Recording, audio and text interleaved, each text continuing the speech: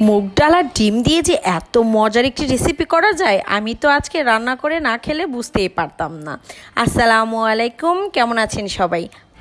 আশা করছি আল্লাহর রহমতে সবাই অনেক ভালো আছেন। আপনাদের দোয়ায় টাঙ্গাইলের রাফাও আলহামদুলিল্লাহ অনেক ভালো আছে। আজকে ঝটপট একটি রেসিপি দেখাবো এবং অসাধারণ। প্রথমে আমি মুগ ডালগুলো কিন্তু ভেজে একদম ফুটন্ত পানিতে সিদ্ধ করে নিয়েছি। এরপরে একটি বাটিতে আমি 2টা ডিম আর একটা পেঁয়াজ দিয়ে খুব ভালোভাবে লবণ আর মরিচের গুঁড়া দিয়ে ফেটে নিতে হবে। ফেটা হয়ে গেলে একটি কড়াইতে তেল গরম করে ডিমগুলো খুব ভালোভাবে ভেজে এবং কি সাইজ করে নিতে হবে। আমরা যেহেতু 3 জন, তো 3টা টুকরো করে নিচ্ছি। আর এই রান্নাটা কিন্তু অনেক ঝটপট হয়ে যায় আর খেতে কিন্তু বেশ ভালো লাগে। 2টো ডিম ভাজা হয়ে গেলেই সেই কড়াইতে এলাচি, দারচিনি আর কাঁচা মরিচ, পেঁয়াজ ভেজে নিতে হবে। বেশি একটা পুরা পুরা করে ভাজবো না, হালকা করে ভেজে নিব। আর ভাজাটা যখন অনেকটাই হয়ে যাবে তখন কিন্তু আদা বাটা, রসুন বাটা, হলুদ গুঁড়া, মরিচ গুঁড়া আর ধনিয়া গুঁড়া দিব সামান্য। খুব ভালোভাবে নাড়াচাড়া করে মশলাটা কষিয়ে নিতে হবে। মা দাদিরা সবসময়ই বলে, যত ভালো কষানো ততই মজার তরকারি।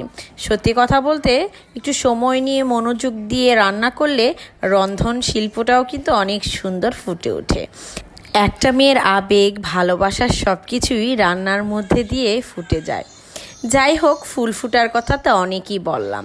তো এরপরে কিন্তু আমি খুব ভালোভাবে কষিয়ে নিয়েছি। মশলাটা যখনই দেখতে পারবেন তেলটা মশলার উপরে গায়ে না লেগে উঠে এসেছে, তখনই বুঝতে পারবেন মশলাটা কিন্তু একদমই কষানো হয়ে গেছে।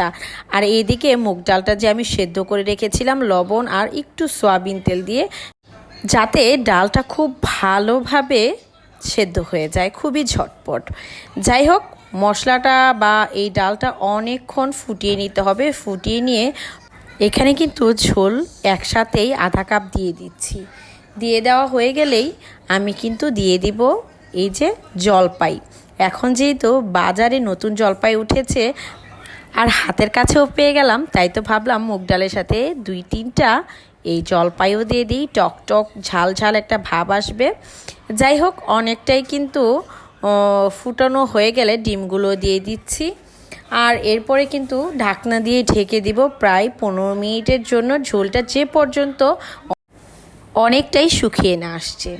আর এইদিকে চাইলে ধনিয়া পাতা দিতে পারেন। ধনিয়া পাতা দিলে ঘ্রাণ এবং টেস্ট অনেক গুণ বেড়ে যাবে, কিন্তু আমার বাসায় না ধনিয়া পাতা ছিল না, তাই আমি স্কিপ করেছি। আর এদিকে কথা বলতে বলতে একদমই কিন্তু মুগ ডালের পানিটা শুকিয়ে এসেছে, তার মানে আমার তরকারিটা প্রায় হয়ে এসেছে।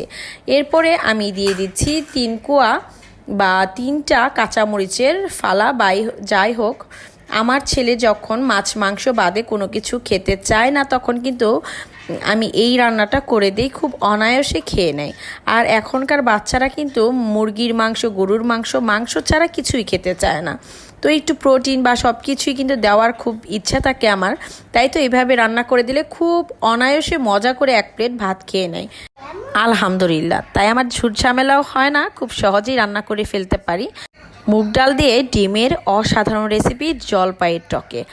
তো ভিডিওটি কেমন লাগলো? ভালো লাগলে লাইক, শেয়ার, কমেন্ট করবেন ইনশাল্লাহ। ভালো থাকুন, সুস্থ থাকুন, আল্লাহ হাফেজ।